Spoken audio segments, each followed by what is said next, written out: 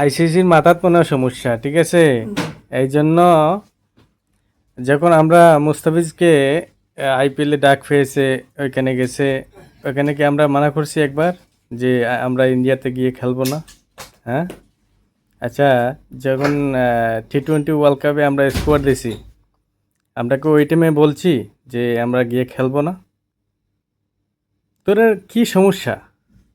তোদের কি সমস্যা আমি বুঝি না। এই আইসিসি ইন্ডিয়া কি করে এগুলা, আমি কিছু মাথায় বুঝতেছি না। এগুলো কেন করস?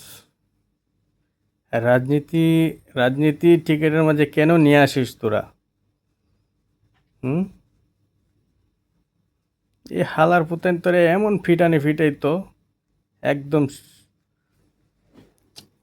যা, তোদের কি বলবো আর, এগুলোর কি করা যায় একটু বলেন তো।